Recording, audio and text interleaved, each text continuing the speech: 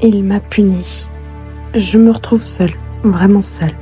Plus de famille, juste lui, mon fils et ses 4 murs. Et lui, il savait exactement dans quoi il m'avait mise. Pas d'échappatoire, personne à appeler, personne pour voir, personne pour intervenir. C'était exactement là où il voulait que je sois. 2-3 mois de calme apparent. Je travaillais, je me disais que ça allait, que peut-être cette fois, que peut-être. Et puis ce matin-là, 7h du matin, la salle de bain, le miroir devant moi, je me prépare pour aller travailler. Il est 7h du matin. J'entends la porte. Il rentre. Je sens l'alcool avant même qu'il entre dans la pièce. Il s'approche. Il veut un rapport sexuel. Non. Je dis non. Il ne s'arrête pas. Je pleure. Je le supplie. S'il te plaît, arrête, s'il te plaît. Et continue avec ce regard que je n'oublierai jamais. Ce plaisir à me voir comme ça, à me voir supplier.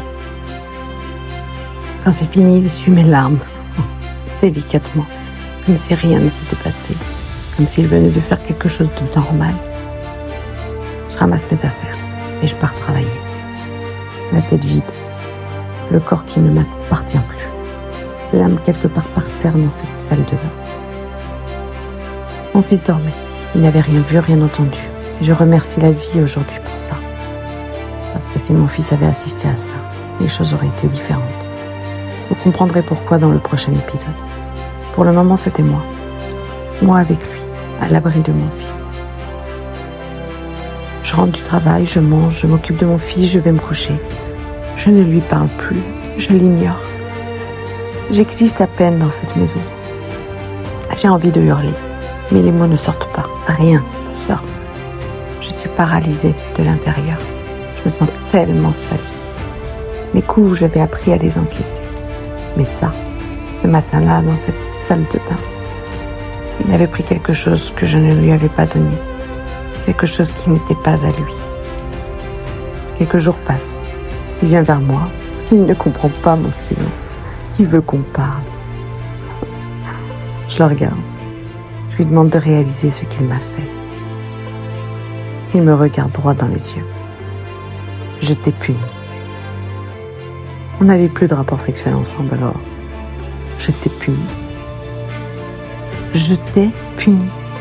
Ces mots, ces 3 mots, ils résonnent encore en moi aujourd'hui. La colère monte. Je lui dis qu'il est fou. J'en parlerai à sa mère. Son visage change. En une fraction de seconde, il m'attrape par le cou, me traîne dans l'arrière-cuisine, ses mains autour de mon cou, et il serre de plus en plus fort. Je supplie encore. Toujours la même voix, toujours les mêmes mots. Arrête s'il te plaît, arrête. Quand il lâche, des marques autour de mon cou. Je ne bouge plus. Mon fils dormait encore une fois à l'abri. Je remercie la vie pour ça aussi. Le lendemain matin, je vais voir un médecin que je ne connais pas, un inconnu dans une rue. Je ne veux pas mon médecin traitant. Je ne veux pas qu'il sache où je vais. Je lui montre mon cou. Il établit un certificat médical. Je lui demande de le garder. Je ne veux pas le prendre avec moi. Trop peur qu'il tombe dessus.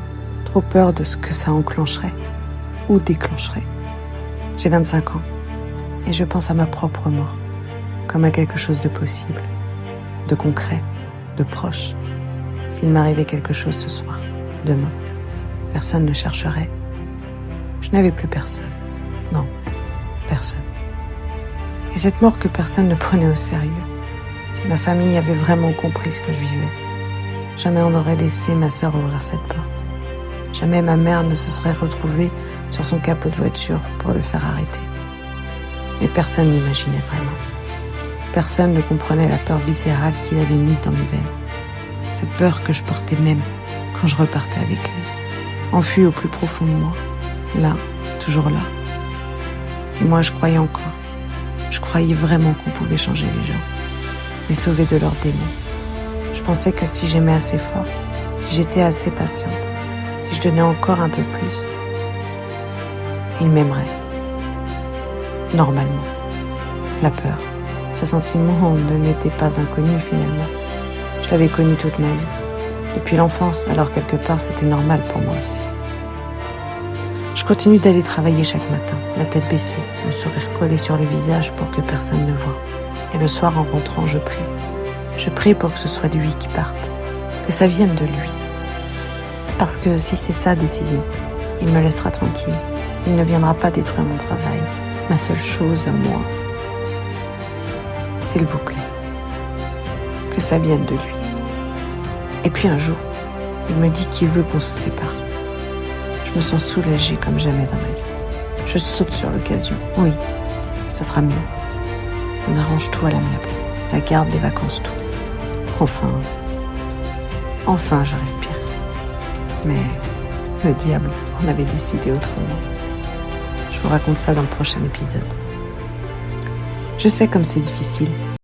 Être prise entre deux choses, les schémas qu'on a reçus et la réalité de ce qu'on vit. Laissez vos schémas parler. N'ayez pas peur qu'on vous dise de vous taire.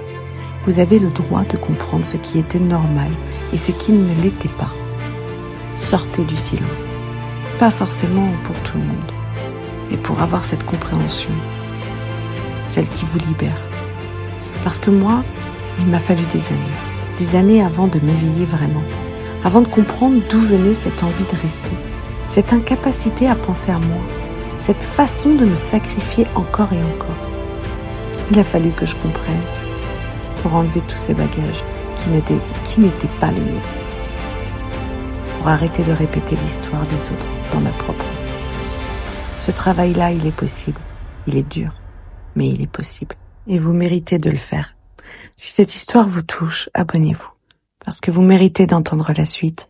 Et moi, j'ai besoin de vous pour continuer à parler.